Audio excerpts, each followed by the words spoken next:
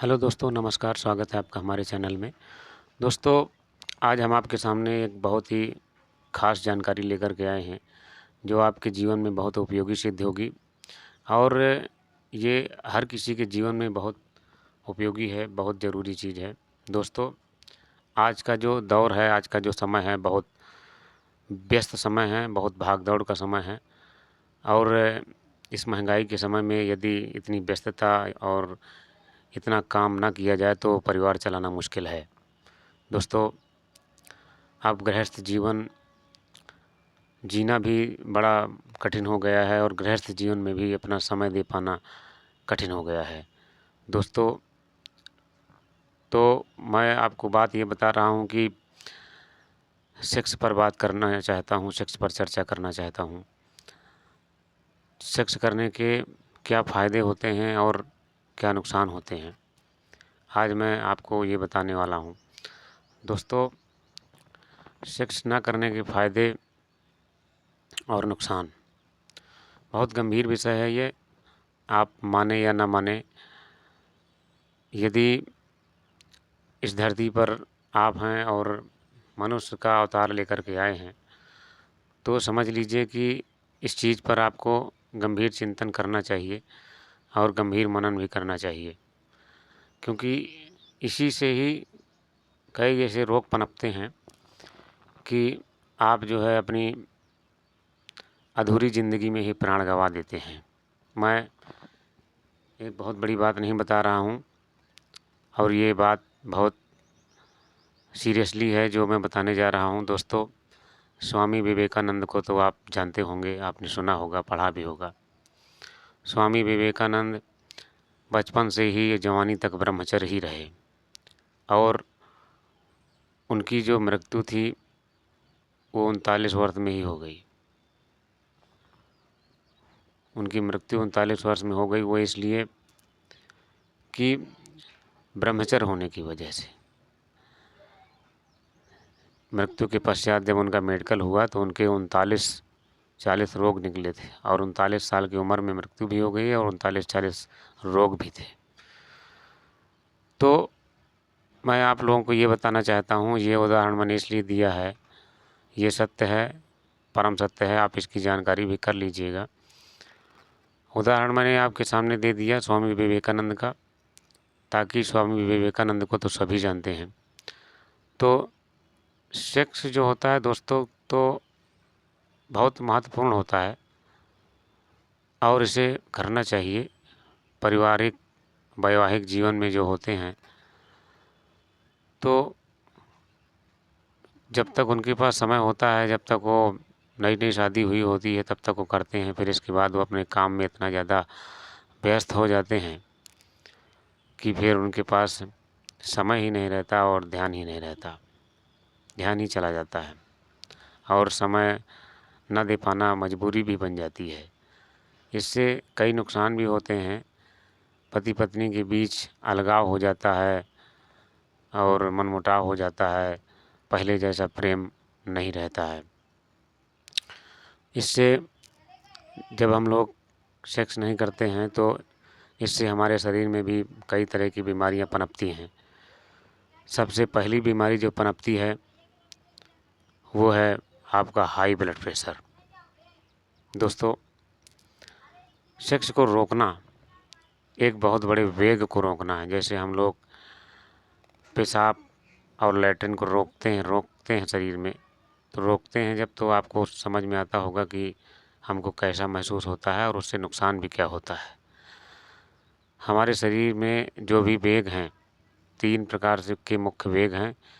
एक पेशाब, दूसरा लैट्रिन जाना और तीसरा जो है वीर्य का निकलना, यानी सेक्स करना।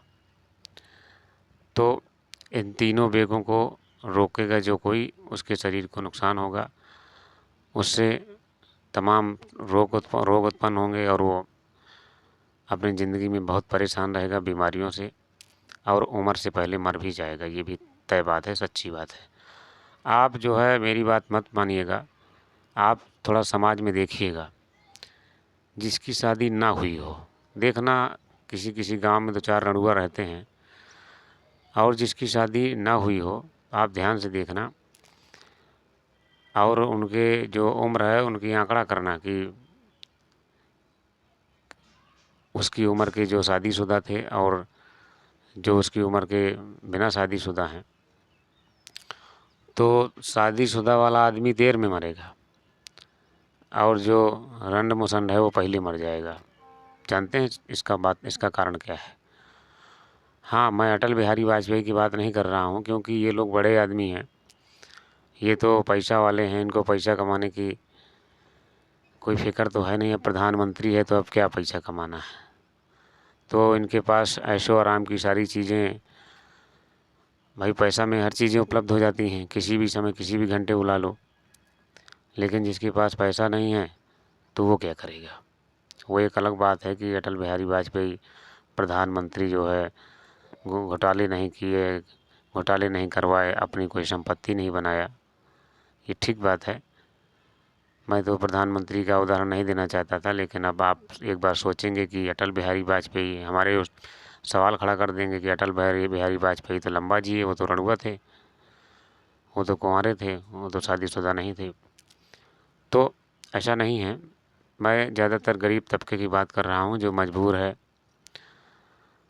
तो ऐसा होता है। और इसी तरह महिलाओं में होता है। भाई होता ये है कि ये शख्स की ऐसी इच्छा है कि इसको जितना कम करते जाओगे, जितना इसको भूलते जाओगे, तो वो भी आपको भूलती जाएगी, यानी कि इच्छा मरती जाएगी। इसी तरह महिलाओं में हो जाएगा, इसी तरह पुरुषों में हो जाएगा। महिलाओं के साथ यदि समय पर सेक्स नहीं किया जाएगा तो उनकी भी इच्छाएं मरती जाएंगी, वो भी शरीर से, मन से चिड़चिड़ी हो जाएंगी और आपसे जो है लड़ाई प्रतिदिन ठाने रहेंगी। फिर वो प्रेम व्यवहार नहीं रहता है, हर दिन आए दिन लड़ाई होना पक्की बात है। और हो सकता है कि मन भटक जाए तो फिर कहीं दूसरी जगह भी भटक सकता है। तो ये एक प्राकृतिक क्रिया है, इसलिए सेक्स जो है परमानेंट करते रहना चाहिए। हफ्ते में 2 बार तो करना ही करना चाहिए।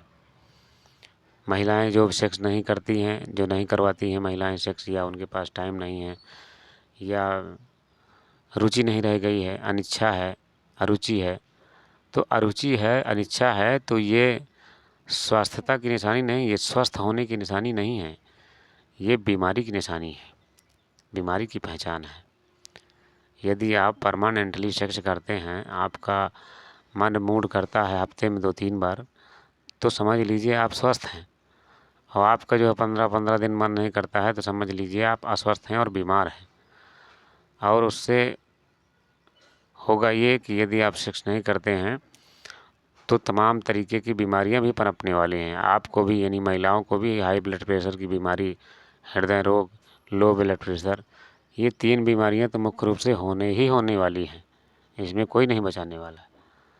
और मन अशांत और घर में लड़ाई प्रेम ख़त्म होना, ये अलग तो रहे, ये तो रहेगा ही रहेगा।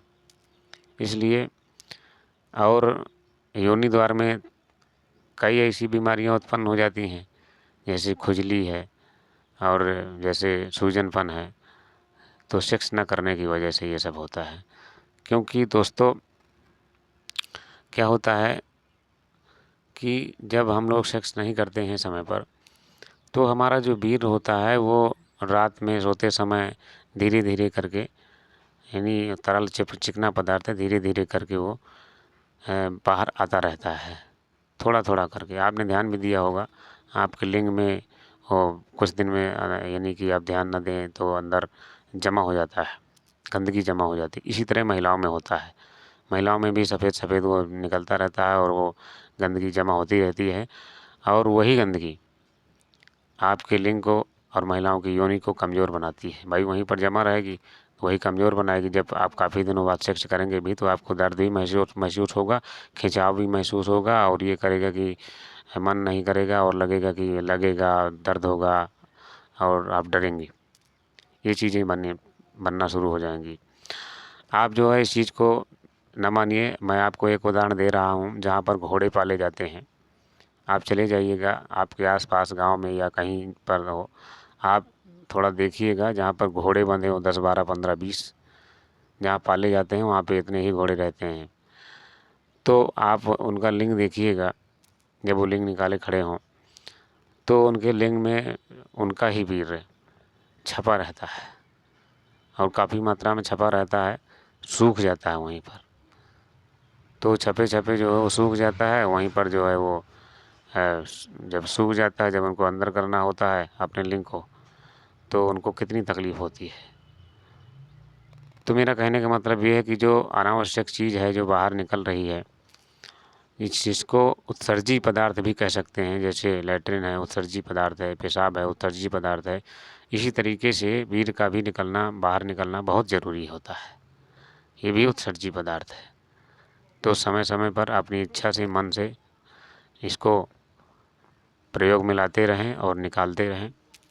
दोस्तों, जो मैंने ये जानकारी दी, ये जानकारी ख़राब नहीं है। जिनको ये जानकारी ख़राब लग रही हो तो हमारे वीडियो को ना देखें। जिनको ख़राब लग रही होगी, भला वो सबसे बड़े मूर्ख हैं और वो नामर्द भी हैं। वो सेक्स और पारिवारिक और वैवाहिक जीवन को नहीं जानते हैं। जो लोग इस वीडियो को गलत समझ रहे हों, उनके लिए मेरा एक मशवरा है और संदेश भी है। कान खोल लीजिए और सुन लीजिएगा। जब हम लोग पैदा होते हैं तो हमें कोई चीज़ पता नहीं होती है। हमको बताया जाता है कि ये आकाश है, ये धरती है, ये थाली है, ये गिलास है, ये लोटा है, ये पानी है, ये सब्जी है, ये दाल है। हमको बताया जाता है। इसके बाद हमें, जब हम सुनते हैं तो हमको जानकारी होती है, हमको भी पता चलता है कि हाँ ये फला चीज़ है। इसी प्रकार से जब मानव इस धरती पर आया था तो उसको भी नहीं पता था कि ये कान है, कि आँख है, कि मुँह है, कि लोटा है, कि थाली है, कि रोटी है, कि दाल है, कि पैर है, कि हाथ है। कोई कुछ पता नहीं था। तो बताया गया ना, तब पता चला। अच्छा, अब बच्चे पैदा कैसे होंगे, इसका भी तो एडवर्टाइजमेंट करना पड़ेगा। ये बात न मत मानिएगा, और भी बातें बता रहा हूँ मैं। आप जब शहर में कहीं जाते होंगे तो एडवर्टाइज देखते होंगे। अरे अब मोबाइल में वीडियो देखते होंगे, टीवी में वीडियो देखते होंगे, फिल्म देखते होंगे, पिक्चर देखते होंगे, महाभारत देखते होंगे, धार्मिक कुछ भी देखते होंगे, तो बीच में प्रचार आता है कि नहीं आता है। तो वो प्रचार हम लोगों को दिखाने के लिए आता है कि हम लोग प्रचार देखें और प्रचार देख करके हम उन चीज़ों को खरीदने की कोशिश करें, जानें उसके बारे में। इसी तरीके से प्रचार के तौर पर ही जो ये शिवलिंग होता है ना, शिवलिंग, जिसको आप शिवलिंग की पूजा किया करते हैं, जो बाज़ार में मिलता है, बिकता है और आप अपने घर में भी रखे हुए हैं, पूजा कर रहे हैं, ये एडवर्टाइज के तौर में ही बताया गया था। देखो, ये लिंग है और ये योनि है और इस तरीके से इनकी सेटिंग होती है। इस तरीके से जब अंदर घुसेड़ा जाता है, ये सेटिंग बनाई जाती है। तो वो प्रचार के लिए, हम लोगों के बुद्धि में बैठाने के लिए, एडवर्टाइज के लिए ये सब बनाया गया था। ठीक है। और उसी एडवर्टाइज को जो हमारे पूर्वज जो मर गए हैं, ठीक है, अरे पूर्वजों के पूर्वज, मैं बाप की बात नहीं बात कर रहा हूँ, जो पूर्वजों के पूर्वज, पूर्वजों के पूर्वज, उनकी बात कर रहा हूँ। अब तो भला आप तो पैदा होते ही जान जाते हैं कि क्या चीज़ है। ठीक है। अब तो आज का हाईटेक ज़माना इतना आगे बढ़ गया है कि अब अपने आप सब जान जाता है और समझ जाता है। तो पहले बेवकूफ़ी थी, पहले लोग नहीं जानते थे, पहले अज्ञानता था, पहले शिक्षा बहुत कम थी, शिक्षा बहुत कमज़ोर थी। तो कोई चीज़ देखिए, बताने और जानकारी देने से ही जानकारी होती है। तो इसलिए मैंने ये बात बताना ज़रूरी समझा। देखो, ये समाज में ख़राब चीज़ नहीं है और ये अच्छी बात है, जानकारी अच्छी बात है। जिसको ख़राब लगे वो ना देखे।